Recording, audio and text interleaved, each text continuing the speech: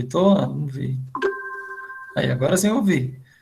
Beleza, então começamos aqui a quinta aula, né? Que aula que é agora? Sexta ou a quinta? Não, quinta, né? É a quinta. Tá, aqui é uma aula que a gente fechou um primeiro ciclo, né? De vários conceitos aí mais gerais, vamos dizer assim, né? Então, essa quinta aula é mais como um bate-papo para tirar algumas dúvidas que ficaram até aqui, certo? Se eu não me engano, o histórico aí na primeira aula foi sobre o mais geral do que é ciência cidadã e esses projetos todos. Aí na segunda aula já entrou em asteroides, certo? Aí na terceira aula, que está lá no Cleso, né, a gravação, foi mais sobre magnitude, é um conceito aí de astrofísica, e radiação cósmica de fundo. E nessa aula de ontem foi sobre coordenadas celestes. São esses quatro elementos assim que são os mais importantes assim que a gente vai usar aí nessa coisa do caça-asteroides, né? Então, beleza, só para fechar o ciclo, então a gente resolveu abrir essa aula aí só para dúvidas relacionadas a esses temas, principalmente, né? Se surgirem outras dúvidas que sejam importantes aqui, a gente, claro, vai discutir. Mas, assim, é essa a ideia, né? Então, a Laura colocou um formulário, né, lá no Classroom, que é para o pessoal ir preenchendo, assim, quem quiser mandar a dúvida antecipada, né? Quem quiser perguntar aqui também pode perguntar, mas primeiro a gente vai responder algumas das que estão lá no Classroom, né? Laura, melhor, primeiro elas, né, que o pessoal já escreveu antecipado e tal. Como que a gente vai fazer? A gente vai ler lá, ou você prefere assim? Isso pode ser, a gente já abre. Mas antes eu queria dar um recadinho aqui, que eu separei uma surpresa para a aula de hoje. E eu acho que essa surpresa não vai ser só para o pessoal que está aqui assistindo, né? Também vai ser uma surpresa para você, professor. E essa surpresa eu acho que ela vai entrar já na chamada. Eu só não sei se você vai gostar dessa surpresa, mas assim, eu tinha separado ela, tinha conversado à parte, mas eu não podia contar. Então essa pessoa já estava sabendo que ela ia entrar na aula de hoje. Beleza. Diga lá a sua nossa surpresa aí. Deixa eu ver aqui se já entrou. Oi, professor. Está sem som aí, Então, não estamos ouvindo. então, aí a surpresa de hoje era a participação do professor Rodolfo, que era para ele pegar e ajudar a gente aqui nesse bate-papo, já que com certeza ele entende bem mais do que eu nessa área. Mas eu sei que com certeza ele vai ter muito a apresentar aqui para a gente hoje. Beleza. Boa noite, professor. Oi, boa noite para todo mundo aí. Boa noite, Laura. Boa noite, professor Eduardo. Tudo Boa bem? noite. Tudo certo. E aí, pessoal, demais alunos aí, tudo bem com vocês? Oi, boa noite. Boa Tudo noite. bem? Boa noite. Boa noite. Boa Boa noite. noite. Boa noite. Ó, que legal, que grupo bom que Ô, tem aí. Laura, só apresenta o professor Lang, então, para o pessoal aí, para o pessoal conhecer um resumo mais genérico, assim, que você saiba. Ele caiu de paraquedas, assim, na reunião, tá? A gente, Então, pessoal, para ela quem não conhece, o professor Rodolfo Lang, ele foi meu orientador no projeto Caça Asteroides, que foi o que eu participei, onde vocês devem ter visto nas matérias que eu havia feito a descoberta de um asteroide, mas a pessoa que estava assim desde o início por trás também era o professor Rodolfo, e eu queria trazer ele aqui hoje para que vocês pudessem conhecer, tirar dúvidas junto com ele. E ele também fala com a gente lá do Observatório da Unesp, na parte da região de Bauru. Não é isso, professor? Isso, é isso aí. É um prazer estar aqui com vocês, viu? Nós soubemos ontem que o senhor estaria viajando aí, que estaria em algum evento, sei lá, alguma coisa assim. Na verdade, já era alguma É, coisa da surpresa aí, alguma coisa assim.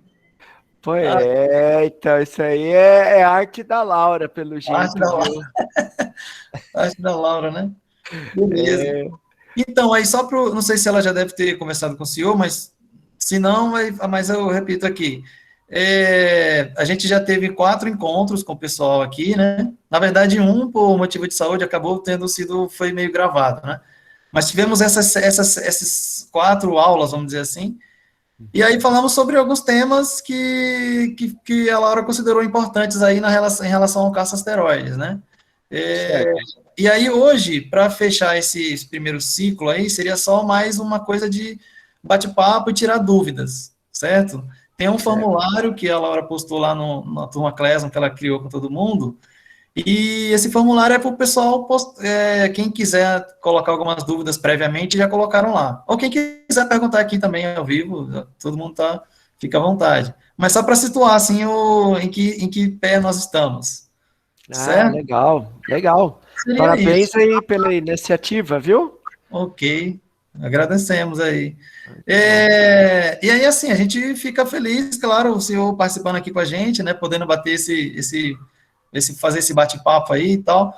E Claro. aí, assim, aí o pessoal tem algumas curiosidades, né?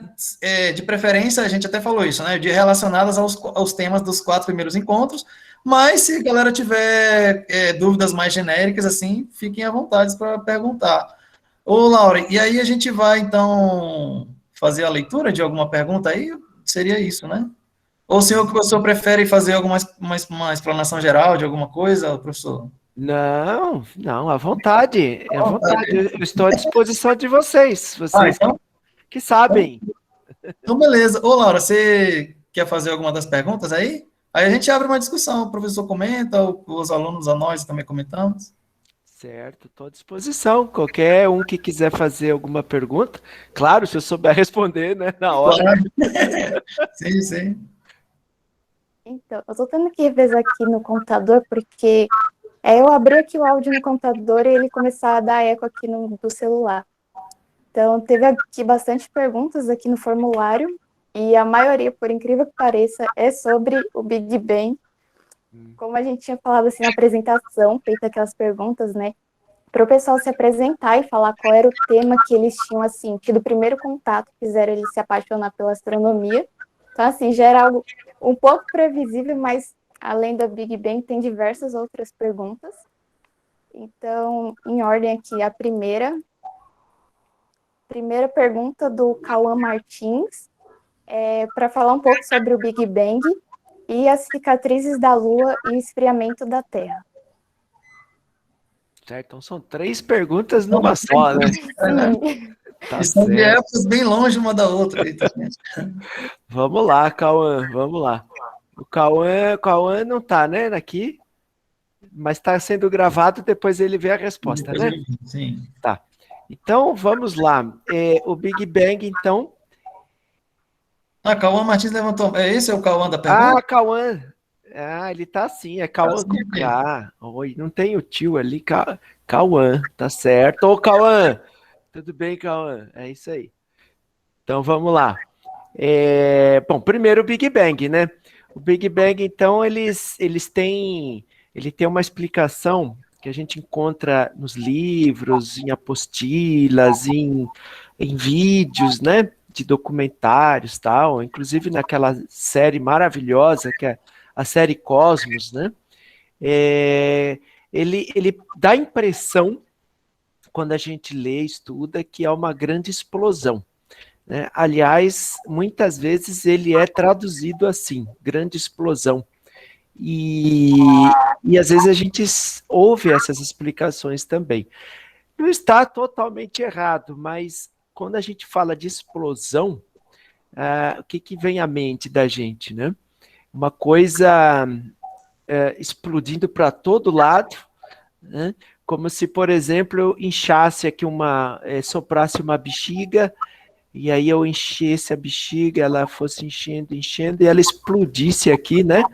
Na sala, voando pedaços de bexiga para todo lado aqui da sala, né?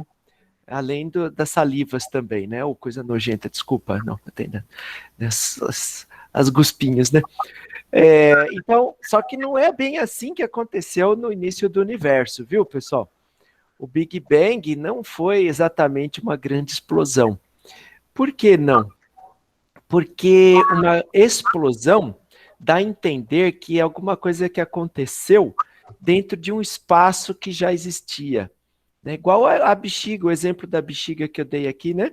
Eu inflei a bexiga, assoprei, e ela explodiu nessa sala que já existia. Mas o Big Bang, a origem do universo, não foi assim. Por quê? Porque dentro daquela coisa que expandiu de repente, lá dentro é que estava todo o espaço existente do universo, todo o tempo existente do universo, toda a matéria existente do universo, toda a energia existente no universo. Tudo estava lá, todas as dimensões que a gente conhece e as que a gente não conhece também, tudo no universo estava lá. Então, Big Bang, né, não é uma explosão em um espaço que já existe, né? Todo o espaço do universo estava lá. Agora vem a pergunta, mas o que estava em volta, né? Daquele negócio que expandiu, então, daquele chamado ovo cósmico, né? Da origem, né? O que tinha em volta? Não dá para saber, né? Mesmo os cientistas, os astrofísicos não sabem. Se descobrirem, vai ganhar um prêmio Nobel. Então, não dá para saber, né? Porque o universo que a gente vive hoje começou a partir daquele ovo primordial, o ovo cósmico ali, né? Que começou a expandir repentinamente. Então, talvez o Big Bang, né, fosse melhor traduzido como grande expansão, né? Melhor do que grande explosão, né? Então, esse é o Big Bang. Imagina toda a matéria do universo de hoje, todas as galáxias, a energia, tudo aquilo espremido e compactado numa coisa assim do tamanho, uma bola de basquete, mais ou menos, alguma coisa assim. Né? Não dá para saber exatamente qual seria o tamanho disso, né? Tem só estimativas. Bom, isso é o Big Bang. Agora, outra pergunta, cicatrizes da Lua, não é isso? Só antes Professor, de... eu posso fazer uma pergunta que está envolvendo É, nesse assunto do Big Bang antes de você entrar na cicatriz da Lua? Tá, pode, claro. Pode. Quais, vamos dizer assim, entre aspas, a explosão do Big Bang, ela pode ter criado mais de um universo sem ser só um só?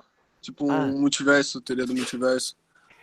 É... E, Ah, acho que, se eu não me engano, também, eu tô pensando nisso porque eu vi um relato sobre um diâmetro frio no nosso universo, que tem algumas teorias que falam que foi, tipo assim, dois universos se chocaram e acabou causando vamos dizer assim, esse ponto frio que temos. Eu não sei explicar direito, mas mais ou menos isso, a base certo, eu entendi. do negócio. Aham. Sim, sim, eu entendi. Bom, a resposta vai depender da definição que a gente tem para o universo, né? Então, qual é a definição? Como que a gente define o universo, né? O universo é definido assim: tudo, né, que faz parte disso que a gente enxerga, né?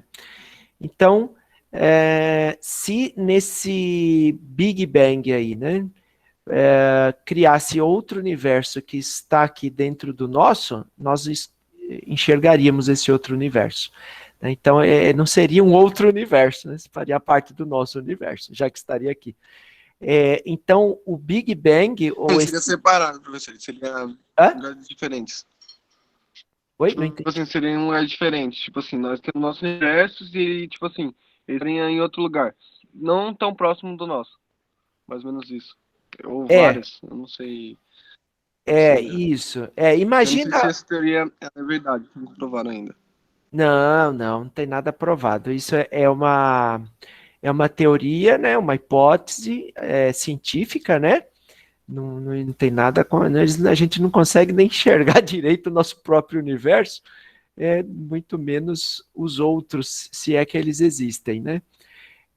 Então, esse átomo primordial, essa matéria primordial aí, deu origem ao nosso universo inteiro, que tem aí um raio de conhecido, né, observável, de quase 14 bilhões de anos-luz, né?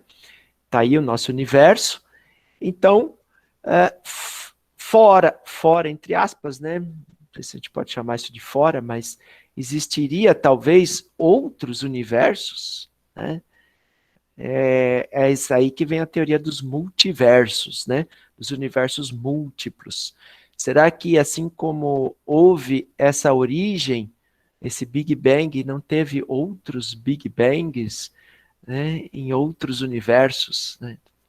E será que o nosso próprio universo também não seria o interior de um buraco negro? Né? Será que haveria conexões do nosso universo com outros universos? Não sabemos. Né? Mas aí, se houver conexões com outro universo, a gente tem que mudar a definição de universo. Porque se a gente tiver conexão com outro universo, aquilo passa a ser parte do nosso universo. Então, não é outro universo. Então, vai ter que mudar a definição. A gente vê, então, que são muitas dúvidas, né? Assim, do que eu digo em relação à pesquisa, né? O entendimento. Tem muitas incógnitas, né? Muitos mistérios aí nesse tema. Tem. Esse aí é o limite do conhecimento científico da astrofísica, né? A cosmologia é o campo da astronomia que estuda essa parte, né? Da origem, da evolução e o final do universo. Se é que vai ter um final, né? Você vai saber. Mas é da origem e evolução do universo. É cosmologia. A cosmologia é a parte da astrofísica onde se tem mais perguntas do que respostas.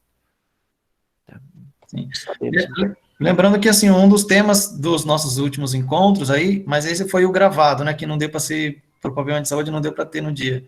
Eu não sei se a Laura já postou lá, que era justamente sobre radiação cósmica de fundo, né, que está aí mais ou menos nessa linha do Big Bang. Não sei se já foi postado.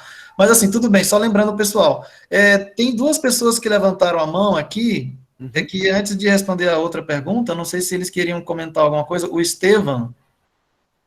Oi. Estevam, está relacionado com essa questão do Big Bang, que você queria perguntar? Isso mesmo, isso mesmo. Tá, e depois tem a revisão. Se o tempo começou a passar com o Big Bang, pode se chamar o antes de um início, porque não existia tempo, supostamente, certo? Então era teoricamente o início como aquilo chegou a ser o tempo? Como, tipo, pode ser contado como o início, o Big Bang, sendo que antes não existia tempo. Entende? Pois é, essa é uma pergunta mais filosófica do que científica, né? Estevam, esse é o problema, viu? Porque o tempo, ele não flui do modo como a gente está acostumado aqui no dia a dia, né? Do modo como a gente está aqui desde que a gente nasceu, a gente está acostumado com o tic-tac do relógio, um tique para um segundo, um tac para outro segundo, né? Sempre aquele espacinho, tic-tac, tic-tac, e vai passando os segundos. O tempo não flui assim. Ele flui em diferentes velocidades, dependendo do lugar do universo, dependendo da gravitação, né? Oi? Dependendo da força de gravidade fluindo sobre ele, vai passar de uma forma mais lenta ou mais rápida. Exatamente. Então você imagina toda a massa do universo e energia concentrado numa coisa muito pequena, muito compacta, né? É tão compacta que a gente não pode dizer que existia matéria, nem fótons ali, né? Era uma outra coisa que não se sabe exatamente como que é aquilo, não se conhece, né? Não dá para saber, por enquanto. Né? As mais altas pesquisas aí, tecnologia, só conseguem descobrir o que acontece assim, nos primeiros instantes, logo após o Big Bang, mas antes disso, não. Né? Então, a gente chama de início do universo, né? Vamos, entre aspas, né? Porque é o que a gente conhece pelo alguma coisa que aconteceu ali que causou essa expansão. Agora, o que estava acontecendo antes disso, também não sabemos. Não sabemos se isso também pode ser chamado de início. É início para nós, né? Que tentamos descobrir o que está acontecendo ali, porque desde que o astrofísico Edwin Hubble lá na Segunda Guerra Mundial, ele estudou as galáxias, né? O que ele descobriu? Ele descobriu que as galáxias estavam se afastando umas das outras. Ou seja, ele descobriu, em outras palavras, que o universo estava expandindo. Então, de novo, né? De novo, não é que as galáxias estão expandindo dentro de um espaço, não é como se a minha bexiga estivesse explodindo aqui e os pedaços voando por aqui nesse espaço. O que está expandindo no universo é o próprio espaço-tempo, entende? O próprio espaço-tempo que está expandindo e levando as galáxias, os grandes grupos de galáxias com o espaço-tempo. Então, o tempo também muda conforme o tempo passa? É isso. Exatamente. O tempo muda enquanto o tempo passa. Com a expansão do universo, tudo muda. O espaço, o tempo e a gente só não percebe aqui, né, na Terra porque no sistema solar ou dentro da própria galáxia, porque a nossa galáxia, embora seja gigantesca para nós, ela é muito pequena em relação ao universo, né? Então a gente não percebe esse tipo de expansão, né? Essa expansão do universo é notado em grandes escalas, né? Então, quando o Edwin Hubble descobriu que o espaço, o universo, estava expandindo, então chegou-se à brilhante conclusão que se ele está expandindo hoje, significa que há muito tempo atrás ele era menor. E muito tempo atrás ele era menor ainda. E muito, muito tempo atrás estava concentrado numa coisa infinitamente pequena. E isso, na época, era só uma teoria, mas depois, com as pesquisas e com a descoberta da radiação cósmica de fundo, né, nos micro-ondas, aí confirmou-se que realmente o universo está em expansão, né? Para fechar esse tema aí do Big Bang, a Elisama também levantou a mão, eu não sei se a pergunta dela já foi respondida, comentada. Você quer falar ainda, Elisama? Eu quero falar assim. Então, eu não sei se alguém me fez essa pergunta, mas o Big Bang, ele surgiu do nada ou aconteceu alguma coisa para ele surgir? Essa é uma boa pergunta também. Astrofísica, cosmologia não tem assim uma resposta do que exatamente aconteceu naquele momento ou por que isso aconteceu, né? Então, ele aconteceu, simplesmente a gente sabe que aconteceu, ou pelo menos existe essa teoria, né, de que aconteceu, uma teoria assim com certas observações que parecem comprovar isso, né?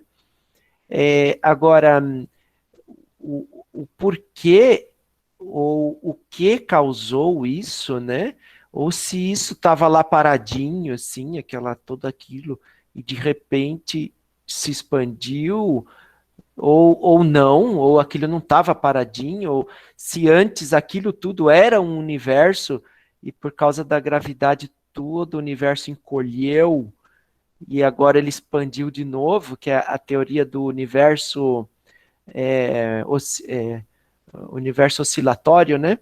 Ele expande, chega um momento que a própria gravidade começa a atrair tudo de novo, aí forma de novo aquele ovo cósmico e o Big Bang vai. Então tem o Big Bang e o Big Crunch, né? Que não é crush, não, viu? É crunch, né? De encolhimento, né? O Big compactação, né? Então, essa é uma teoria. Professor, Sim. eu já vi vídeos, quando eu estava estudando uma época, que algumas teorias de que o universo ele foi criado minutos antes do Big Bang acontecer. Tipo, eu não lembro com que provas isso foi usado, não lembro quais argumentos, mas eu lembro que foi uma das teorias também. De que A gente pouco tem que tempo antes. do Big Bang acontecer foi quando ele foi criado, se iniciado por alguma outra coisa.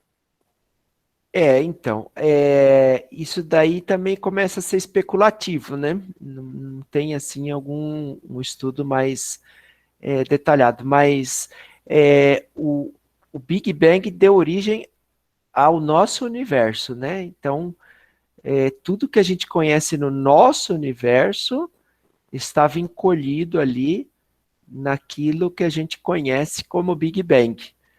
Agora, se tinha alguma outra coisa, né, que fez o Big Bang acontecer e criar o universo, né, a gente não dá para saber, né?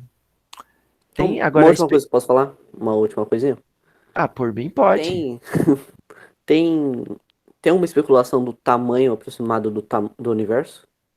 Tem, é 13,4, se eu não me engano, bilhões de anos-luz de raio.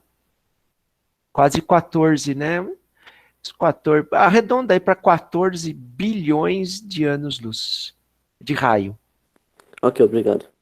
Isso. Observável, né? A gente tem que lembrar que o limite do universo é o limite que a gente consegue ver, né?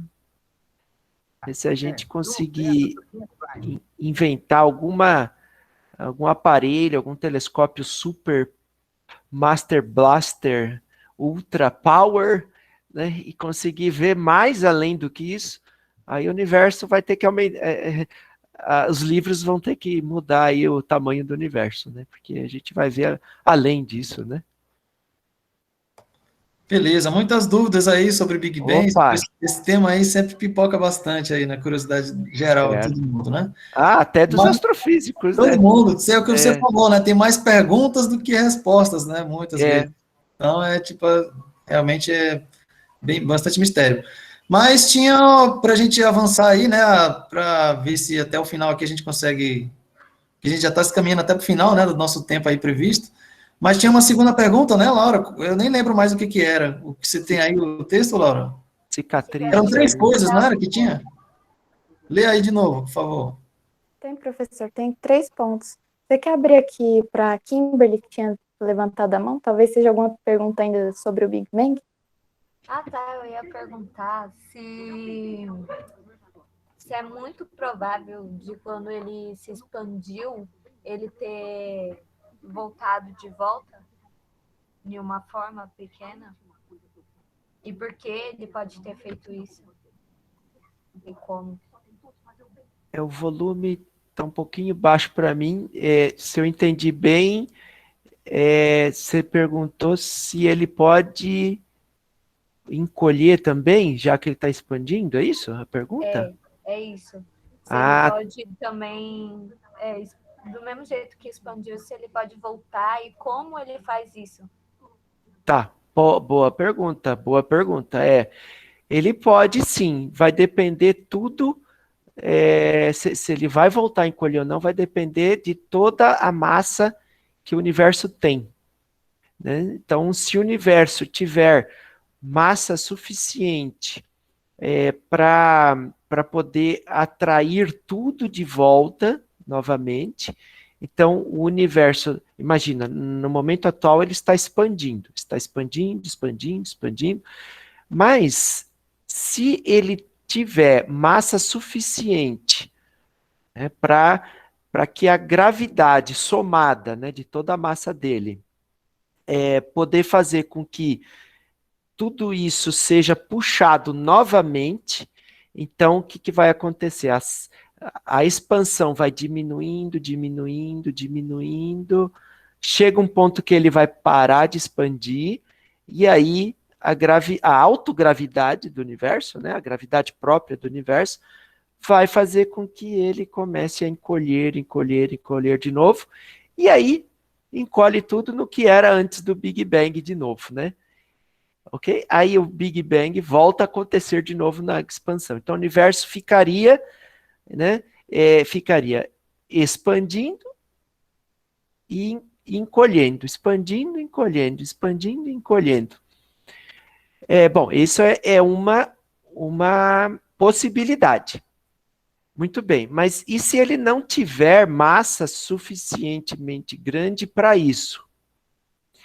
Bom, se ele não tiver massa para fazer o encolhimento novamente, então ele vai continuar expandindo eternamente, para sempre. E tudo vai se esfriando, esfriando, esfriando, até que tudo morra, né? Tudo vira uma massa inerte e negra, escura, sem energia, tudo escuro. E o universo se esfria, né? Se não tiver massa suficiente. Agora, temos um problema assim recente, né? Recente que eu digo na astronomia de umas décadas atrás aí, né? Que quando se media e se mede agora a expansão do universo, aí caiu do cavalo, porque a expansão não está numa velocidade constante nem diminuindo, está acelerado. A expansão está acelerando. É uma coisa estranha. A expansão está cada vez mais rápida, né? Isso é muito estranho. E o que está causando, né, a aceleração da expansão? Aí vem uma invenção que os astrofísicos tiveram que colocar aí, né, que é a tal da energia escura. Tiveram que colocar essa energia escura como uma explicação da causa da expansão acelerada do universo. Agora, o que é exatamente a energia escura, eles não sabem. Eles não sabem também se é assim, realmente uma energia de fato, né? Como a gente está acostumado, no conceito, né, de energia que a gente está acostumado. Né? E a palavra escura se refere no sentido de a gente não saber o que é, não saber detectar. Né? Não é só porque é preto, não, né? Que é escuro. É porque a gente não sabe o que é e não tem como detectar. Então, como que sabe que existe? Pois é, não sabe. Tiveram que dizer que existe só para explicar que o universo está expandindo aceleradamente. Entendeu? Agora, se isso continuar acontecendo, né, então o universo não vai voltar a encolher, né, ele vai embora. A não ser que descubram uma outra coisa aí, né? Tivemos uma aula aí sobre Big Bang, né, expansão, energia escura. Então é bastante tópico aí para a gente discutir, muitos ainda no atual da investigação, né, ainda estão sendo investigados ainda a fundo essas coisas. Tá no limite, né? Está no limite do conhecimento, né, da atualidade do conhecimento. Verdade. Beleza. Tem mais alguém com a mão levantada desse tópico? Eu acho que não, né? Tá, temos mais, nosso tempo está acabando aí, temos mais uns 5 minutos aí, não podemos passar mais do que 10. Mas dá tempo de falar um pouquinho mais, né, Laura? Tem outra pergunta aí? Professor. Aí depende também se você vai querer pegar e extrapolar um pouquinho o tempo, se o professor Rodolfo também A gente puder. também pode explorar aí a disposição do professor, vamos tentar manter o nosso... Não, vamos lá, eu gosto. Eu gosto. Se deixar, Além do que, né, a aula já está separada sobre o Big Bang, no caso seria a terceira aula. Então, basicamente, tudo que eu falei na aula, o professor Rodolfo complementou, deu ainda mais do que eu já falei. Tá bom. Então, aqui, ó. A outra parte da pergunta seria cicatrizes da Lua, né, e o esfriamento da Terra. Uhum. Ótimo. Esses dois tópicos estão relacionados, porque aconteceram mais ou menos na mesma época, né? Da formação do sistema solar. Então, você imagina o sistema solar sendo formado, né? Bom, como? Como que foi formado? Foi formado a partir de um grande amontoado de gases e de partículas de poeira. Isso é conhecido como nebulosa. Vocês já devem ter visto fotos, né, de nebulosas. Não sei se já tiveram oportunidade de observar nebulosas também por telescópios, né? Então, as nebulosas, elas são grandes nuvens gigantes. E quando falo grandes, é gigante mesmo, né? Maior do que milhares de sistemas solares, né? O negócio é gigantesco, milhões de sistemas solares. São nuvens de gases e poeira. Bom, aí pedaços dessas nebulosas começam a se concentrar. Por quê? O que faz com que elas se concentrem? De novo, a força da gravidade, né? Então, tudo aquilo começa a rodopiar, bem lentamente, e vai se ajuntando e aglomerando.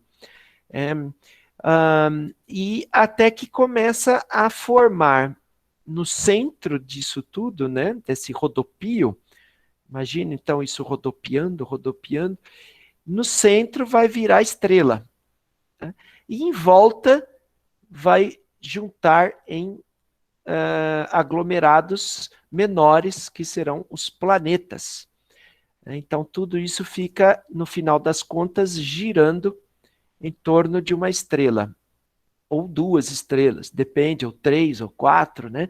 No nosso caso aqui do sistema solar, foi uma estrela só que se formou, né, e os planetas ficaram girando em torno da estrela. Então, tudo isso gira hoje, né? A Terra faz seu movimento de translação em volta do Sol, e os outros planetas também, tudo isso está girando por causa dessa nuvem primordial, né, que deu origem ao sistema solar, né, a tudo que a gente conhece hoje.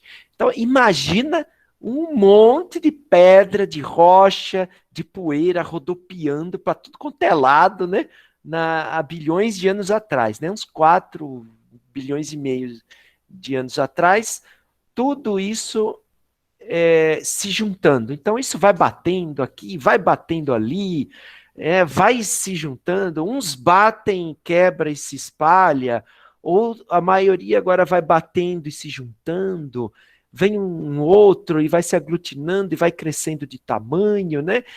E pelo fato de estar girando, isso acaba assumindo um formato esférico, né? Então, todos os planetas têm suas cicatrizes, né? Suas crateras, que são o resultado desses impactos no passado, impactos violentos, né? Então, se você observar a Lua pelo telescópio, você vai ver tantas crateras que a Lua tem, né, por causa desses impactos, né, que a Lua sofreu, a Lua e outros planetas também sofreram, por causa dessa junção, né, de matéria que foi se acumulando, até virarem os planetas, né? Mas acabou? Ainda tem?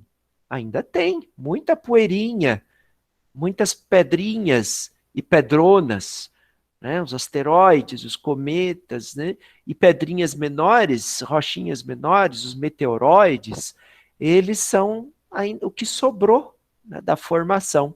Então, eles são uma prova, né, observacional de que essa teoria de formação, né, está muito provavelmente correta, né? E outra coisa também, os astrônomos observam isso acontecer nas nebulosas em outras partes da galáxia, né? Eles observam pedaços das nebulosas se aglomerando em discos giratórios, né? Estrelas nascendo com seus planetas. Então, muito provavelmente, o nosso sistema solar foi assim também, né? Não tem razão para crer que ele tenha sido diferente, né? Então, tá ali. Então, tudo essas crateras na Lua, todas elas, são testemunhas, né, de que esses impactos aconteceram. Agora, tem uma diferença, né, da Lua e da Terra. A Lua ainda tem esse monte de cratera porque na Lua não tem atmosfera, não chove, não venta, não tem água líquida. Então, nada disso causou erosão. Então, as crateras estão lá há bilhões de anos, do mesmo jeitinho que eram. E a Terra também tem crateras, né? Se você procurar crateras na Terra, você vai achar. Você acha crateras, mas a maioria delas já se apagaram por causa da erosão e tudo. Então, por causa dessas colisões todas, né, imagina, basta você esfregar sua mão assim, que você vai sentir um calorzinho, não vai? Então, imagina o choque de rochas sólidas, né? Quanto calor isso não gera. Então, é por isso que a Terra, né, e os outros planetas também, né, a Lua também, todos eles eram muito quentes. Na verdade, a superfície era de lava, era magma puro, né? Era tudo derretido, de tão quente que era, por causa do choque, trombada toda hora, né? Então, tudo aquilo era muito quente. A energia das colisões era transformada em calor, em energia térmica, né? Então, tão quente que derrete a rocha. Por isso que até hoje a Terra ainda é quente, ainda não se esfriou, né? Tem o magma derretido aqui, a gente não pode se esquecer que o que se esfriou foi só a parte de fora da Terra, né? Só a casquinha, a crosta, né? Nós vivemos em pedaços de rocha flutuando em magma. Né? Nós estamos, as placas, né, da Terra são casquinhas que resfriaram do planeta enquanto ele ainda era quente na formação. E só que ele ainda mantém esse calor. E a gente está boiando nessas placas, essas casquinhas que se resfriaram, né? Por dentro ainda é quente. Agora a Lua não, a Lua já se resfriou, né? Outros planetas, alguns deles também, outros já não, né? Outros têm vulcanismo ainda. Então, nós também tem que considerar que a Terra ainda mantém o seu calor por causa da radioatividade, né? Tem muitos elementos radioativos que ainda mantêm o calor do interno, né? Do núcleo do planeta, né? Bom, acho que é isso. Eu não sei se O eu Cauã, tento explicar rapidinho aqui. não, mas ótimo, professor. A gente vai conversando aí sobre esses temas aí todos. Passamos do Big Bang agora para os dias mais, Atuais, né? vamos dizer, quase atuais aí, assim, né? Mas alguns bilhões, alguns pouquinhos bilhões de anos atrás, né? Mas Tá novo. tá novo, né? Mas o Cauã levantou a mão durante o seu comentário. Queria falar alguma coisa, Cauã?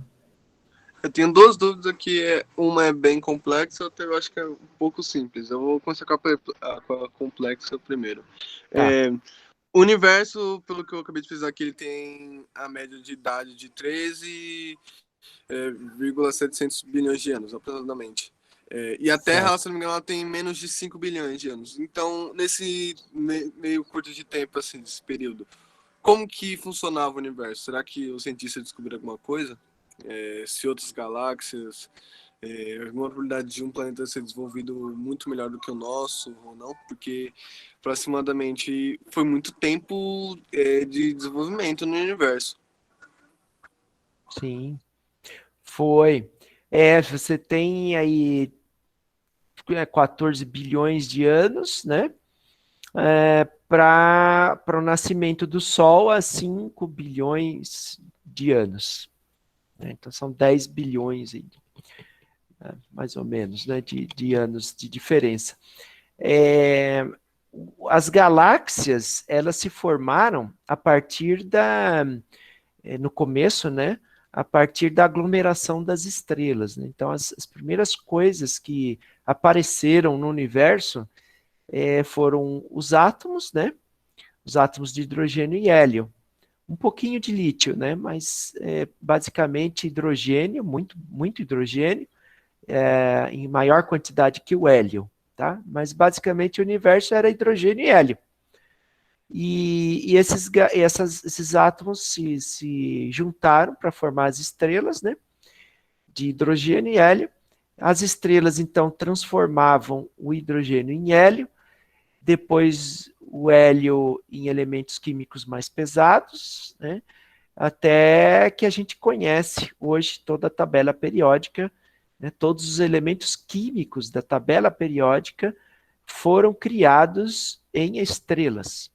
Né? Então, o ferro que corre no seu sangue, 70% de água, de hidrogênio e oxigênio, né, que tem no seu corpo, né, o carbono que você é feito, o oxigênio que você respira, todos esses elementos foram criados no interior de estrelas, né, ou em explosões de algumas delas. Então, estrelas foram se aglomerando em galáxias, foram enriquecendo o universo com os elementos químicos mais pesados, né? Sim, sem dúvida, criaram outros planetas antes do nosso, sim, claro. Agora, com relação ao desenvolvimento de civilizações antes da nossa, a ciência não pode afirmar absolutamente nada ainda, né? Não tem nada encontrado, nada observado que possa comprovar a existência de vida em outros lugares, mas só porque não comprovou não significa que não existe, né? A gente simplesmente não sabe, né? Mas que deve ter tido tempo, teve, né? Isso é bilhões de anos, né? Está 1/3 aí da vida do universo. Agora, a gente tem também que lembrar sobre o conceito de vida, né? Porque o que a gente chama de vida? O que a gente conhece por vida, né? Vida, a gente só tem essa aqui que a gente conhece, a vida na Terra. Então, será que existem algumas outras formas, outros formatos de vida, né? Quem sabe não existe um tipo de vida que a gente não enxerga, né? Um tipo diferente, né? A gente não sabe, né? Então, os cientistas estão procurando vida tal qual a gente conhece, que a gente conhece por vida, né? Organismos vivos, uma bactéria, um vírus, um ser unicelular, pluricelular, né? Qualquer coisa que seja. Eles vão ficar muito felizes se acharem uma célula viva, microscópica, em algum lugar por aí vivo, né? Se achar, eles vão ficar muito felizes. Mas assim, de civilização avançada, essas coisas, por enquanto, faz parte da ficção, né? Por enquanto, a gente não sabe depois há quanto tempo a gente tem ainda para tirar essa dúvida, hein? Já pensou? Vida que não dependa de água. Será que existe? Tem ideias, né? Existem ideias, né? Comprovação não, mas ideias tem várias. Então. Cauã. Quem falou aqui? O Estevam. Tá. Eu vi teorias que, pelo menos na nossa galáxia, deveria supostamente existir 200 possibilidades possibilidade de vida. Isso. E que é muito raro a gente não ter achado nenhuma até agora. Tá. É isso. Tá, entendi. Você está se referindo a uma estatística, né? Que eles fazem usando alguns parâmetros, né? Algumas variáveis do tipo assim, estrelas parecidas com o Sol, planetas parecidos com a Terra, que tenha água líquida. Então, eles fazem uma contagem das estrelas. Mas esse cálculo é muito por cima, né? É muito assim arredondado pra caramba. Mas mesmo assim, numa perspectiva bem pessimista, né? Quer dizer, no arredondamento para baixo, assim, vamos colocar todas as dificuldades para não ter vida, né? Para ser difícil de achar uma coisa, um planeta. Mesmo assim, dá essa conta aí, mais ou menos uns 200 probabilidades aí da nossa galáxia de ter planetas terras, né? Com vida, né? Igual a nossa. Ou chances, pelo menos, né? Ok. Mas aí fica a pergunta, por que a gente não conseguiu conversar com ninguém até hoje? Né? Bom, aí entra a questão do espaço-tempo. Né? Veja, a estrela mais próxima de nós está a 4 anos, certo? É 4,3 anos-luz daqui. Ou seja, se você lançar uma... Desculpa, gente. Se você lançar uma ligação, né, uma comunicação, um sinal de rádio para lá. Oi, chama Alpha Centauri essa estrela, tá? Oi, planeta da Alpha Centauri, tudo bem?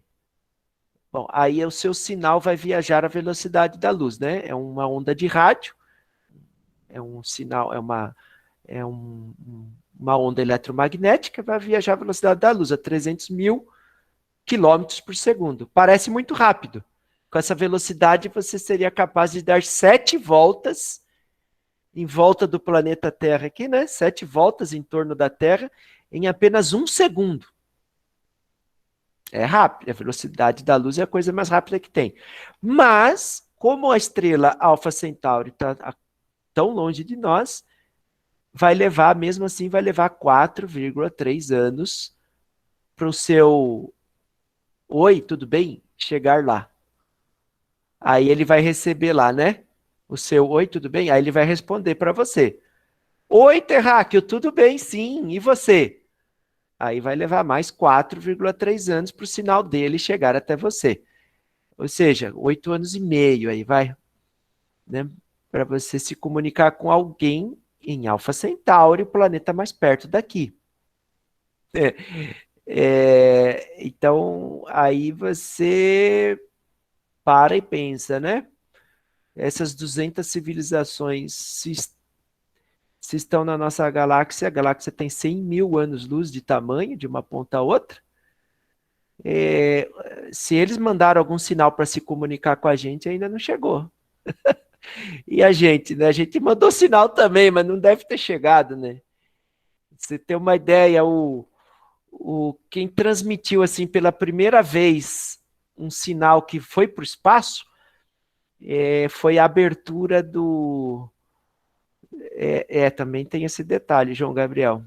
Tem esse detalhe. Né? E se souber decodificar o sinal e falar a tua língua também, né? Tem essa. O primeiro sinal que foi assim, que escapou para o espaço, sinal de vídeo, né? E áudio junto, foi uma transmissão de TV, preto e branco, do Hitler, né? Dos nazistas lá, fazendo a abertura dos Jogos Olímpicos na Alemanha, né? E de modo que essa transmissão saiu da Terra e foi avançando, né? Foi se expandindo no espaço. Foi embora para o espaço. Isso foi... Ai, que ano que foi isso? Eu não lembro o ano que foi agora. Se alguém tiver internet aí rapidão, pode ver para mim aí. Mas deve ter sido nos anos 40, né? É isso, tá, é isso. Bom, tá certo. 40, que seja, vai. Vamos usar 40 para arredondar a conta, né? Vai 41, né? Então, 1941 ele transmitiu. Nós estamos em 2021, né? Certo? Quantos anos se passaram? 80 anos? 36? 1936? É isso? Tá. Então vamos lá. Então passou 84 anos, né? Então isso significa que o primeiro sinal humano transmitido para o espaço está a uma distância de 84 anos-luz daqui. Tá? Por quê? Porque o sinal foi transmitido há 84 anos atrás e a velocidade da luz vai... a onda... A transmissão de TV, né? Vai à velocidade da luz. Então, já se passaram 84 anos, então esse sinal está a 84 anos-luz daqui. Só que assim, foi mandado para uma direção específica ou para todos os lados? Não, ele escapou e toda a onda eletromagnética se expande esfericamente, né? É igual uma lâmpada que se acende no teto, a luz vai para todas as direções, né? Só que tem um detalhe, à medida que ela vai se expandindo, ela vai perdendo, ela vai se espalhando, né, por uma área maior, então cada metro quadrado da superfície disso vai ficando mais fraquinho, né, com uma intensidade menor. Então, o ET vai ter que ter uma boa de uma antena, um bom de um amplificador, conhecer alemão, e saber decodificar sinal de televisão para ele ver o que está acontecendo, né? E vai ser um péssimo boas-vindas para a Terra, né? Porque os nazistas... O ET vai ter uma má impressão dos terráqueos. Puxa vida. Beleza. Ô, Cauã, você tinha levantado a mão, mas eu acho que era lá de trás, né? É só para baixar, porque senão a gente... Só para contabilizar direito aqui. Eu ia perguntar um negócio pra ele sobre Era outra coisa? Então eu pensei que era antigo. Não, era uma coisa que eu vi na pergunta do Estevão, eu queria também fazer uma pergunta em cima dela, que foi a primeira. Você acha que daqui uns 20, 30 anos, um governo dos Estados Unidos ou China, ele pode fazer uma expedição para as luas de Júpiter ou Saturno para procurar vidas? Que, se não me engano, tem umas que tem condição, que nem nosso planeta, para ter vida marinha. Nem que pode ser simples ou mais ou menos desenvolvida, que nem a nossa.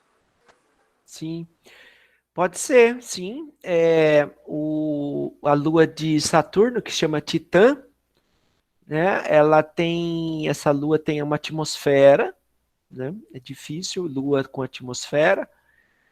Na verdade, as luas dos planetas gigantes poderiam ser planetas perfeitamente, né? Rochosos em torno do Sol, né? Mas eles estão capturados pela força gravitacional dos planetas gigantes, né? Então, a Titã, que é uma das luas de Saturno, tem atmosfera e tem lagos de metano, né? Tem metano líquido, gasoso, então tem ali um sistema bastante interessante e curioso, né? Metano tem carbono na composição, né? Carbono e hidrogênio, então tem assim bastante interessante para os cientistas por causa do carbono, na vida baseada em carbono, né? Uma sonda pousou lá em Titã, desceu até a superfície, tirou fotos, imagens, né? Muito interessante lá, o ambiente. E outra lua de interesse também é a lua de Júpiter, que se chama Europa. Essa lua de Júpiter, que tem o nome de Europa, ela é uma lua de gelo, né? Assim, na superfície externa, né? Então, ela é uma camada de gelo, e por baixo acredita-se, mas especula-se, né? Não tem assim uma certeza definitiva disso, mas eles querem mandar sondas para lá para perfurar aquele gelo para ver se acha água no estado líquido, né? Porque no interior fica mais quente, à medida que você se aprofunda, né? Vai ficando mais quente e aumenta a pressão também. Então, o gelo, o sólido, né, passa para o estado líquido. Então, acredita-se que debaixo daquela camada de gelo de Europa exista um verdadeiro oceano, né, água no estado líquido. E se tem água assim em estado líquido, a cosquinha que dá, né? Tem vida ali, vamos lá, vamos. Então, eles estão loucos querendo achar. Então, provavelmente os próximos alvos aí das sondas espaciais não tripuladas, né, sem humanos, sejam para lá mesmo. Por enquanto, o foco está sendo para os humanos, né? Irem para Marte e para a Lua. Agora, a espessura dessa crosta também, só para ter uma ideia. Seria grande, né? Para conseguir achar o fundo aí do negócio. A água do outro lado tem que furar quantos quilômetros? Então, haja broca, né? Por enquanto só está no papel, na imaginação deles, esses projetos aí, viu? Beleza. Tem umas duas perguntas no formulário, a gente pode fechar então as duas, né, Laura? As duas últimas aí, para a gente encerrar. Já estamos aí alguns minutinhos, mas o professor se disponibilizou, acho que a gente vai explorar aí só pelo menos mais duas perguntas. Tem uma sobre Plutão, faz uma de Plutão aí. Vocês têm até que horário? Eu acho que é 15. Na verdade, a gente tinha combinado 45 minutos, assim, os nossos tempos de encontro, né? Mas eu acho que essas duas últimas dá para a gente continuar aí e acho que dá uma discussão legal. Tá bom. Ah, é que por mim, tudo bem. Por mim, Tudo bem? vamos em frente. Vocês Tá bom. sabem, vocês que definem. Pergunta a de Plutão, Laura. Tem uma Plutão, É a vamos ver. terceira. sobre isso. Já que estamos É, chegando no final do sistema solar. Então. então, a pergunta da Michele Gordilho, que é o que houve com Plutão e se ele ainda é um planeta. Certo. O Plutão não é mais considerado um planeta pelos astrônomos, né? Aqui da Terra. Talvez um astrônomo extraterrestre ainda considere ele como planeta, mas os astrônomos terrestres não é mais considerado um planeta. Mas o que aconteceu, assim, a pergunta que aconteceu com ele, se for fisicamente, né? Assim, com ele não aconteceu nada, ele está lá do mesmo jeitinho, né? Ele continua sendo o que ele é, o que sempre foi, né? É só uma correção nos conhecimentos, assim, nas classificações, né, dos planetas que os astrônomos fizeram, né, uma reclassificação. Então, ele era um astro que estava meio distoante, estava meio diferentão ali dos demais, tá? Então, você tem o sistema solar assim, ó, os 4 primeiros planetas são rochosos, Mercúrio, Vênus, Marte e Terra. Eu troquei a ordem, Terra e Marte. Mercúrio, Vênus, Terra e Marte, né? Depois, vem quem? Vem os gasosos, né, os gigantões lá, né, os planetas gigantes, Júpiter, Saturno, Urano e Netuno, né? Aí depois vem os planetas anões, que inclui o Plutão, Makemake, a Maqueia, que mais? Tem o Sedna, né? Tem esses planetas anões aí. A discussão toda se intensificou quando eles começaram a descobrir esses outros planetas anões além de Plutão. Então, quando eles começaram a descobrir esses outros planetas anões, eles ficaram num impasse. E agora, o que a gente faz? A gente aumenta o número dos planetas do sistema solar. Então, agora, além de 9, vai ter 10 planetas. Aí descobriram outro, e agora tem 11. Descobriram outro, e agora vai ter que ter 12 planetas, 13, 14, 15. Aí virou bagunça. E aí eles viram que o Plutão, na verdade, o Plutão se classificaria melhor como um daqueles objetos que estão além de Netuno, para lá de Netuno, que são os planetas anões, né? E eles fizeram uma reunião, todos os anos, os astrônomos profissionais se reúnem, né? E em uma dessas reuniões, são astrônomos profissionais do mundo inteiro, eles decidiram discutir isso daí. E aí, pessoal, o que a gente faz? A gente aumenta o número de planetas do sistema solar, ou a gente desbanca o Plutão como planeta não?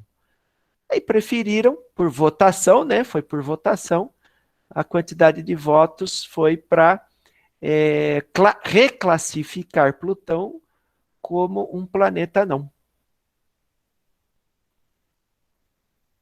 A Michele Gordilho tinha levantado a mão, Michele? Oh, tirou a mão. O Estevam também tirou? Tá. É porque ele respondeu a minha pergunta bem na hora que foi perguntar, então. Já respondeu, então. Já É. tô Agora, esperto, a hein? Michele também, a mesma coisa, né? Eu, na verdade, queria perguntar se é possível Plutão voltar a ser considerado um planeta. Se há algo que aconteça para ele voltar a essa classificação. Não, eu acho que não. É muito difícil, viu, Michele? Tadinha do Plutão. A gente fica com dó do Plutãozinho. Não, eu acho que não, dificilmente, viu? Olha, para você ver como que trabalha a ciência, né? Os cientistas, eles... quem descobriu o planeta Plutão, desde que descobriu, né, o descobridor do Plutão, ele ainda estava vivo, né, até um tempo atrás, aí, antes da IAU decidir reclassificar, né? já existia essa discussão antes disso, né? Não foi assim de uma hora para outra, né? Mas eu entendo, assim, que eu percebo, assim, que eu estou no meio aqui do negócio, eu percebo, assim, do meu ponto de vista, que os cientistas estavam, assim, meio que por respeito ao descobridor do Plutão, meio que respeitando, né, que ele ainda estava vivo, ainda estava deixando Plutão como planeta, sabe? Aí depois que ele morreu, né, aí eles começaram a aumentar a discussão para reclassificar Plutão. Então, sacanagem com o cara. Existe um movimento, sabe? A família dele, existe um grupo lá nos Estados Unidos que é contra isso. Eles pegaram assim para eles a birra, sabe? Compraram a briga. Tem um grupo lá. João Gabriel, não é fácil não, viu? Aqui ele levantou a mão também? Sim, Com eu morto ia também. perguntar se Plutão, de acordo com as pesquisas, ele é o primeiro planeta anão. E também se ele está no mesmo lugar de sempre, porque ele foi visto como um planeta anão e não como um planeta normal, como antes. Certo, boa. O Plutão ele está no mesmo lugar de antes, né? Só que aí os astrônomos eles inventaram 3 regrinhas, tá? Para definir o que é um planeta. 3 regrinhas. Primeira regrinha: para um astro ser considerado planeta, ele precisa girar em torno do Sol ou de uma estrela, né? Vai girar em torno do Sol, no caso. Então, ok, vamos ver Plutão. Plutão atende essa regra? Atende, ele gira em torno do Sol. Beleza. Aí eles colocaram uma segunda regra. Para ser considerado um planeta, ele tem que ter um formato mais ou menos esférico. Tá? Não precisa ser, né, que nenhum planeta é perfeitamente esférico, mas um formato razoavelmente esférico. Tá? Porque os asteroides também giram em torno do Sol, né? Só que os asteroides não têm formatos esféricos, são formatos de batatas, né? Tudo irregular ali. Então, Plutão, vamos ver Plutão. Plutão atende essa regra? Atende, ele é esférico, né? Aproximadamente esférico. Então, a autogravidade dele deixou ele esférico. Agora aí que vem, aí eles colocaram a terceira regra. A terceira regra é o seguinte: para ser considerado planeta, o astro tem que ter limpado a órbita. Quer dizer, não pode ter coisas, assim, outros empecilhos, outros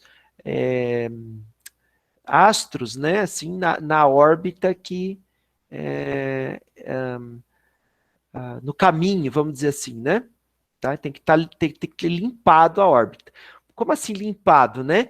Lembra quando eu expliquei da formação do sistema solar? Que as coisas iam se juntando, se juntando, se juntando?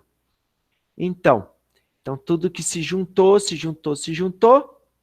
né, foi formando o planeta, e aí ele foi andando na sua órbita e se tivesse alguma coisa menor na órbita dele, caía no planeta grandão, né? Caía nele, atraído pela gravidade, e vai limpando a órbita. Vai limpando. Muito bem. Plutão não atende essa regra. Existe coisas lá na órbita dele. Primeiro, uma das luas de Plutão, né? O Caronte. A Caronte na verdade, não sei nem se a gente podia ser considerado uma lua, porque, na verdade, a Caronte não gira em volta de Plutão. Né? Por quê? Porque Caronte é quase tão grande quanto Plutão. Tem massa, é menor que Plutão, mas tem uma massa razoavelmente grande ao ponto de não orbitar em volta do Plutão, igual estou fazendo aqui, ó. Na verdade, essa outra mão é quase do tamanho... Bom, minha mão é igual, viu, gente? Mas vamos pensar que essa mão é um pouco menor que essa. Então, o que acontece? Eles ficam fazendo assim, ó. Um fica girando em volta do outro. Tá? Na verdade, em torno de um centro de massa, né? Como a física explica, tem um centro de massa em torno do qual os dois giram. Né? Então, por esse motivo, Plutão não está sendo considerado assim como ter limpado a órbita dele. E ele atravessa também lugares, né, em que não... Por exemplo, ele avança para dentro da órbita de Netuno. Então, nem sempre Plutão é o último. O Netuno acaba sendo o último muitas vezes, e Plutão fica mais perto do Sol do que Netuno. Ele entra para dentro da órbita de Netuno. Então, tudo isso, né, fez com que essas 3 regrinhas, né, mas a terceira, por causa da terceira, fez com que Plutão fosse classificado como planeta não. Mas eles inventaram essas regrinhas justamente para desclassificar o Plutão mesmo. Tá? Aí o que aconteceu? Existe um asteroide no cinturão dos asteroides, que é um monte de asteroide que tem entre Marte e Júpiter, tem um monte de asteroide ali. E o maior deles é o Ceres. Aí o que aconteceu? O Ceres, ele é arredondado, gira em torno do Sol, entendeu?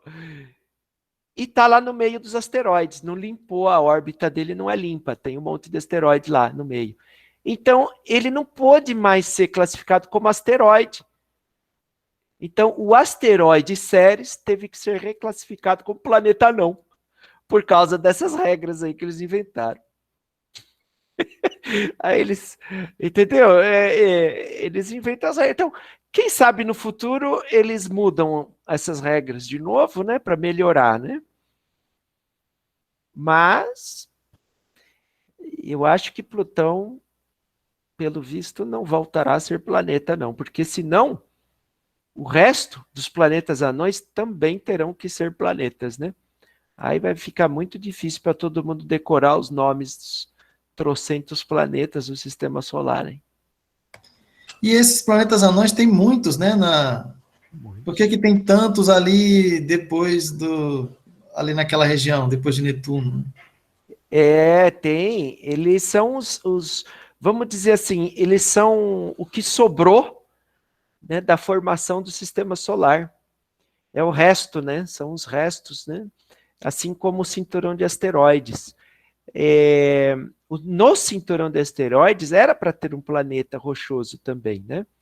Mas o planeta Júpiter, ele atrapalhou muito na época, e atrapalha até hoje, né? A gravidade intensa dele, a força gravitacional dele é tão intensa que faz os asteroides ficar dançando, ele fica vamos dizer assim, perturbados, né? Eles ficam perturbados e não conseguem se juntar para formar um planeta só. E assim também, por causa da gravidade de Júpiter, Saturno, Urano e Netuno, que são os gigantes, na época da formação do Sistema Solar, eles foram jogando esses asteroides, esses corpos, esses planetas anões aí menores, eles foram jogando para fora, para lá de Netuno. Foram jogando. Né? Alguns eles capturaram, muitos caíram neles. Vários ficaram orbitando. Né? As 70 e poucas luas deles, a grande parte das luas desses planetas gigantes são asteroides capturados. Né? São planetas anões capturados, né? As luas deles, né? Redondinha ali, mas o resto foi jogado para lá, jogado, né, ou colocado no cinturão de asteroides. Tudo isso pela gravidade. Então, tudo que existe para lá de Netuno são os objetos transnetunianos, né, o cinturão de Kuiper. São formados por objetos menores, né, que foram lançados no que se chama de estilingue gravitacional. Que a NASA usa bastante isso para economizar combustível de naves espaciais. Estilingue gravitacional.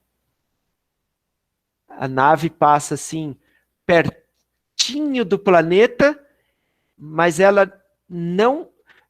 Ela tem uma velocidade tão certinha que ela nem cai no planeta, por causa da gravidade, e também nem fica presa orbitando o planeta. Ela é atraída e jogada para longe.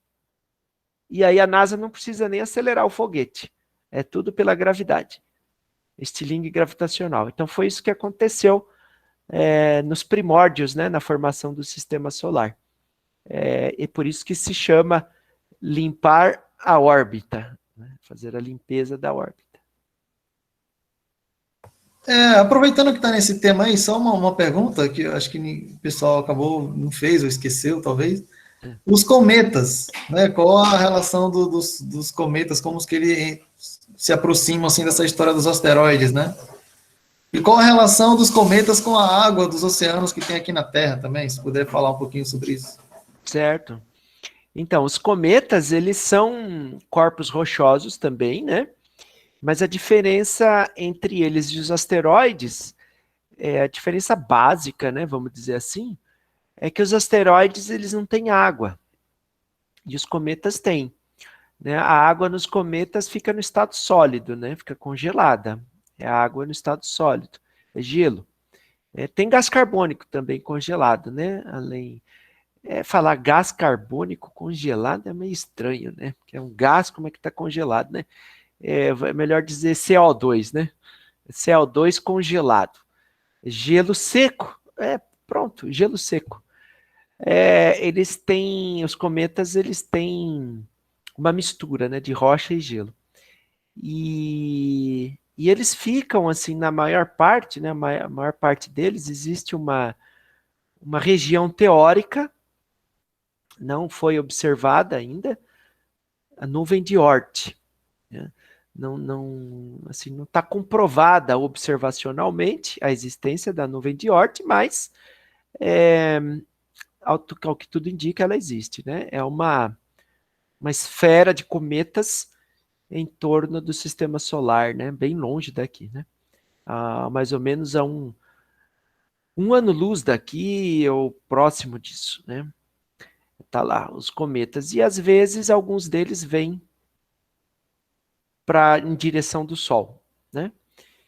E aí cometas vão se aproximando dos planetas. E quando ele vai se aproximando cada vez mais do Sol, a temperatura vai aumentando, né? A temperatura do cometa vai aumentando, e a água no estado sólido se volatiliza, né? Ela se sublima, na verdade, né? Ela passa do estado sólido para o gasoso, né? E junto com as moléculas de H2O, de CO2, saem também partículas rochosas, né? Partículas sólidas do cometa. Por isso que o cometa tem aquela cauda. Nem todos os cometas têm caudas também, tem isso, né? Nem todos eles têm. E aí, esses cometas, então, alguns deles podem se trombar com os planetas, né? Pode se trombar com os planetas. Por exemplo, na década de 90, um cometa se chocou com Júpiter. Foi filmado, depois vocês podem procurar, é o cometa Shoemaker-Levy. Shoemaker, em inglês é fazedor de sapato, né? É o sobrenome do astrônomo que descobriu, Shoemaker, _Levy. Levy é o sobrenome do outro astrônomo que descobriu. O cometa Shoemaker-Levy trombou com Júpiter. O telescópio Hubble fez imagens, né, sensacionais dessa trombada fantástica. Então, existe uma explicação da origem da água na Terra que pode ser que, na época, de novo, né, na época de formação do sistema solar, lá ainda existiam bastante colisões, tudo. Então, pode ser que muitos cometas que trombaram com a Terra, né, tenham trazido água. E aí era congelada, né? Mas aí esquentou, derreteu, virou água. Mas a Terra já tinha uma atmosfera, né, própria para isso. Teria que ter, né? Para dar pressão. Porque a água só fica no estado líquido só por causa, não só por causa da temperatura, mas por causa da pressão, né? Não adianta nada você abrir uma garrafa de água no espaço, em órbita da Terra. Tudo bem que você está na mesma distância do Sol, né? Mas não tem pressão, né? Não tem atmosfera, a água vai evaporar. Então a Terra tinha que ter uma atmosfera para isso, né? Mas, assim, tem controvérsia sobre isso, né? É muita água ainda na Terra para ser explicada por os cometas terem trazido toda a água, né? Ainda tem algumas controvérsias, né? Não é assim um consenso na ciência dessa explicação, né, da água na Terra ter sido trazida pelos cometas. Como a gente tem falado desde o começo, né? São muitos tópicos aí que estão atuais, né? Então o pessoal está investigando, muita gente pensando sobre isso, né? Mas ok. Para encerrar aqui, uma última pergunta, é um caráter aí mais filosófico, vamos dizer assim. Certo. Eu vou ler aqui, Laura. Quem que fez? É um pedaço da mesma pergunta anterior que a gente estava lendo, da Michele Gordilho. Qual a ligação da astronomia com a filosofia? Uma coisa mais filosófica que a gente fechar aí. Total. O que você diria para a gente sobre isso? Ligação total, ligação total. Historicamente falando, o conhecimento da astronomia só existiu no passado, né, por causa dos grandes filósofos, né? Graças à filosofia que os grandes pensadores, né, começaram a querer explicar a natureza e os fenômenos que vinham no céu, né? Então, a filosofia está totalmente ligada com a astronomia, historicamente, né, também, totalmente ligada. As questões filosóficas, né, o que é o mundo, né, o que é o universo, existimos nele, mas em qual posição, né, por que essas coisas acontecem, né?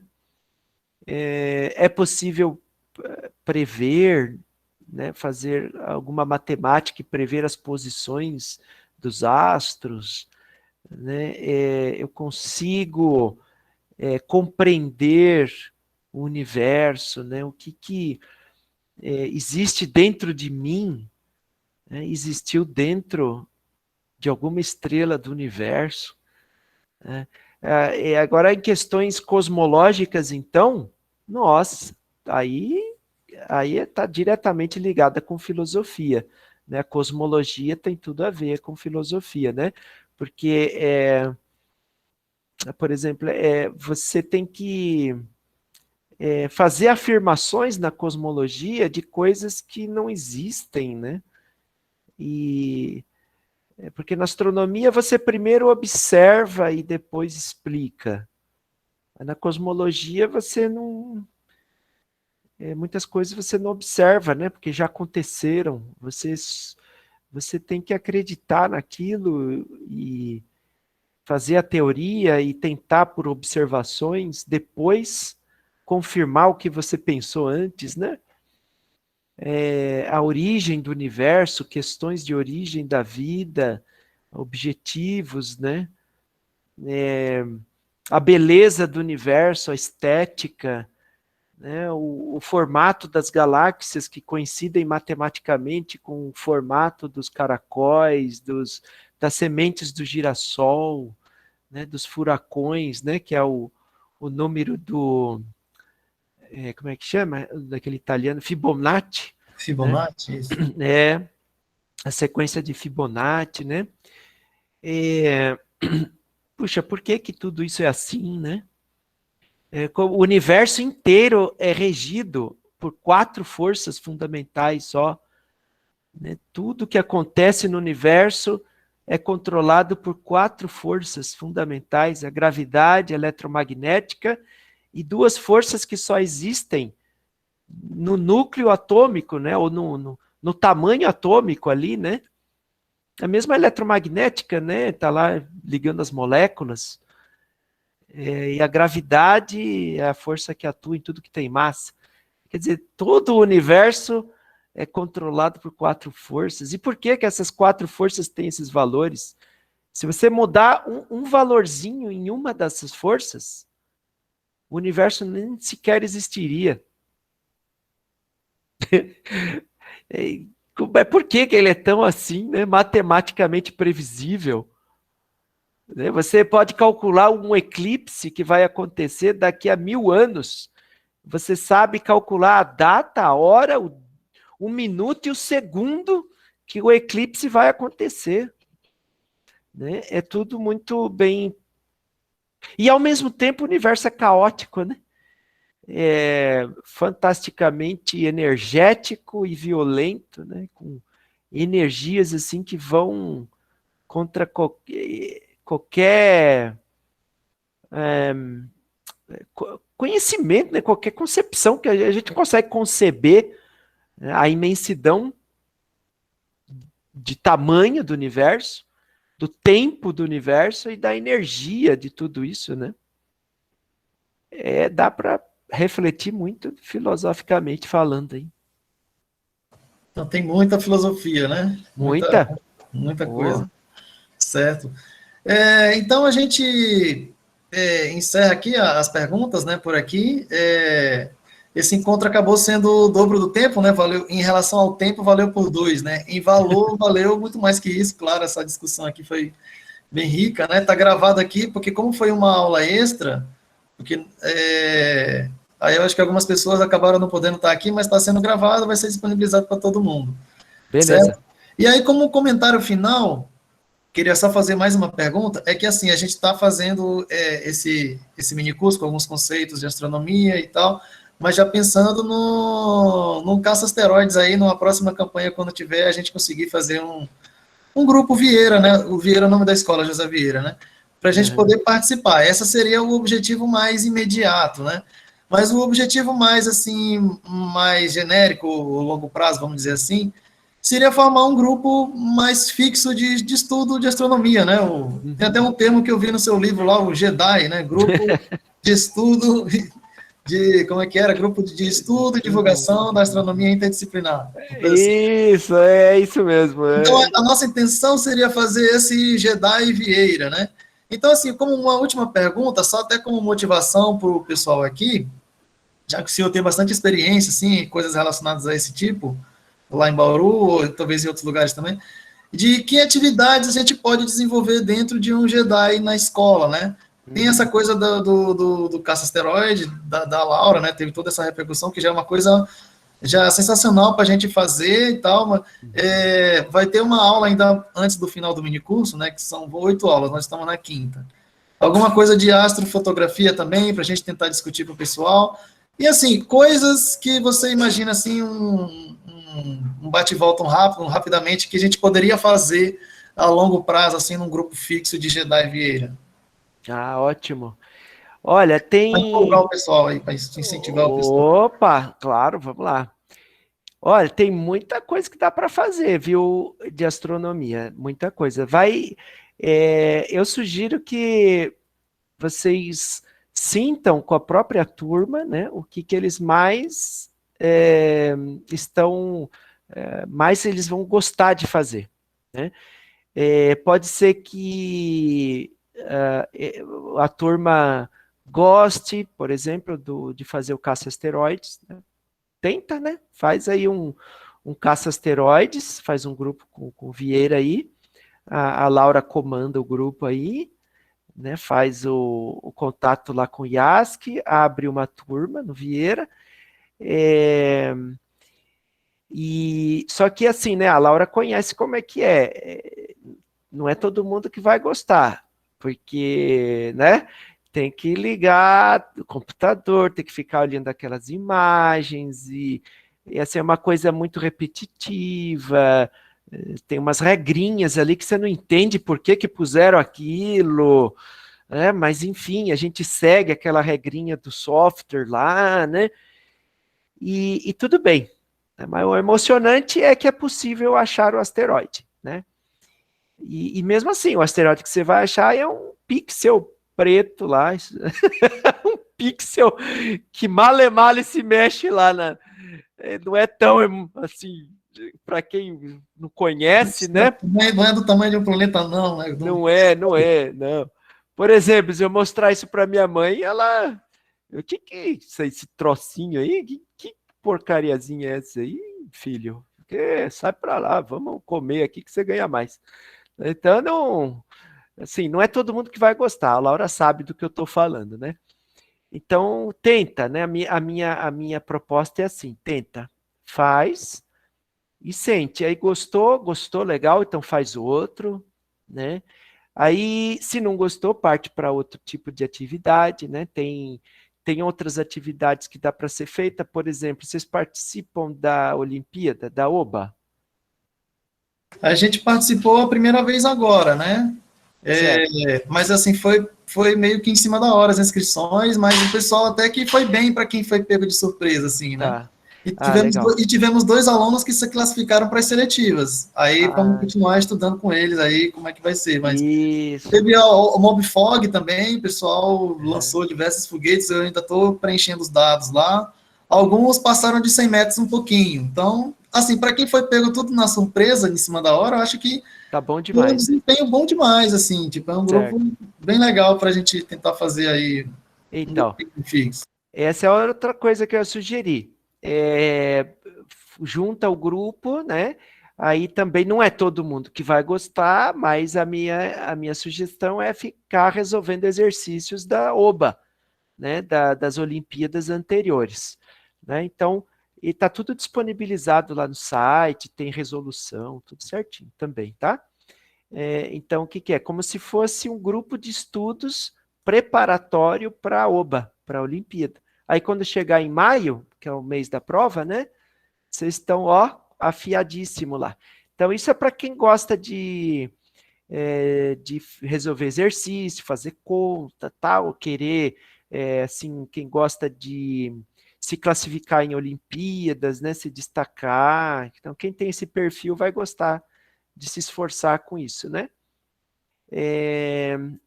Agora, tem outras coisas que dá para fazer, por exemplo, telescópios, né?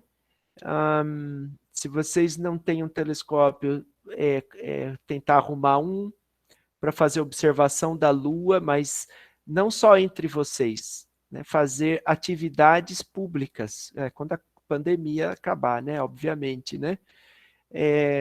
Fazer eventos. Então, por exemplo, internacionalmente, né, tem eventos internacionais que são mobilizados para todo mundo, para as escolas, para observatórios, para centros de ciências fazerem, né? Então, quais são eles? Tem em abril. Em abril é o mês mundial da astronomia. Tá? Então, em abril, a NASA solta um comunicado, aliás, antes de abril, né? Solta um comunicado para você, o seu grupo, inscrever atividades de astronomia. Então, palestras, né? Palestras curtas, né? De meia hora, usando Stellarium, numa sala de aula para o público, né? Uma noite de observação para o público com um telescópiozinho para a Lua, apontado para a Lua, né? Ou qualquer coisa assim. Abril é o mês da astronomia, mês mundial da astronomia. Bom, aí depois você tem também mundialmente comemorado o mês, o dia do Yuri, né? Yuri's Day, que o Yuri é o nome do primeiro cosmonauta que foi para o espaço, o primeiro homem que foi para o espaço, né? O Yuri Gagarin. Então, eles celebram essa data, que é em abril também. A Terra é azul. A Terra é azul, é isso aí. Tem também o dia... Tem o Dia Mundial da Terra, né? Também, que dá para relacionar, fazer alguma coisa de astronomia.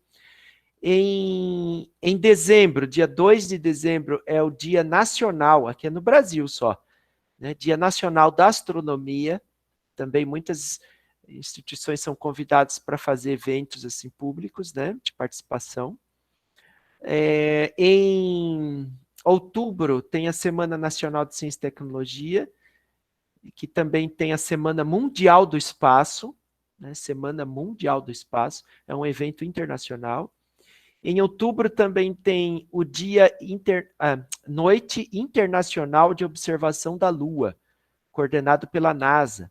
Então você entra lá no site da Noite Internacional de Observação da Lua e você coloca a tua escola lá, o teu grupo Jedi Vieira, aí teu nome vai estar lá, eles fornecem certificado de participação, né? O que seria essa Noite Internacional de Observação da Lua? É a escola, o grupo Jedi Vieira, montar o telescópio lá na calçada, ou na escola, se puder abrir à noite lá, e mostrar a Lua para as pessoas. É isso, divulga no jornal, divulga no bairro, no rádio, entendeu? Na escola tem uma quadra aberta. Quadra aberta. Uma quadra aberta é possível? Tipo, opa! Tranquilo, né? A escola funciona à noite ou ela fecha? Sim, tem o turno noturno. E a escola está com dinheiro para fazer reforma e comprar de coisas diversas, né? Esse é o momento da gente organizar isso. Então aproveita. Noite Internacional da Lua, de observação da Lua. Tem... O que mais que tem? Bom, fora esses eventos internacionais, tem os eventos tradicionais, né? Um eclipse que acontece da Lua, e vocês montam um evento. É mais ou menos o que a gente faz aqui no observatório, né? Mais ou menos não, tudo que eu estou falando a gente faz aqui no observatório. Esses projetos de ciência cidadã, tem esse do IASC, né? Tem alguns outros também. Tem um monte. Tem um monte, né? Tem um monte, tem... algum site ou que a gente acha fácil, vários, assim? Tem, ó, vou mandar para você o link aqui, ó. Pode mandar aqui no...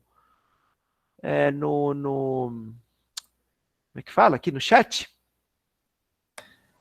Se for muita coisa, é melhor mandar para a Laura. Aí depois ela compartilha no grupo que a gente tem, o WhatsApp de todo mundo aqui. Então, tá bom. Ó, tem... Mas se você quiser ler aí alguns, pode ficar à vontade. Só para vocês falarem, ó, tem classificação de galáxias, tem procurar de exoplanetas, contar meteoros,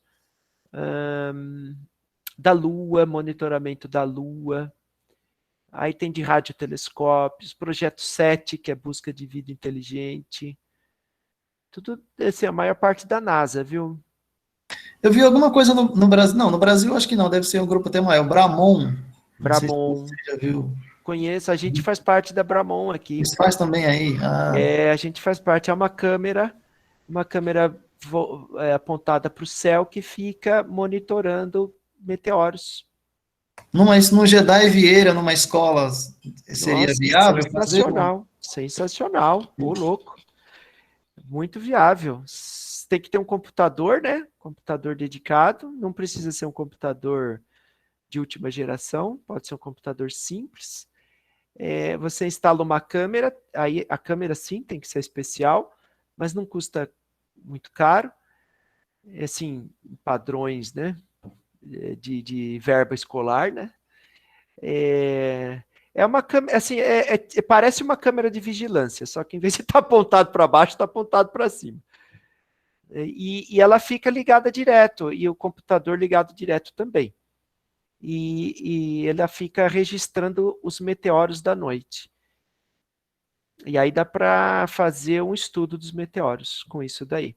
De onde ele veio, que órbita que ele veio, né, assim, a velocidade dele, a altitude dele. Às vezes ele captura bólidos, né? aqueles meteoros que brilham bastante, brilham mais do que a Lua às vezes. Astrofotografia em São Paulo aí, tem como? É muito complicado, hein? Olha, não é complicado, não. O que vai atrapalhar é a poluição luminosa, né?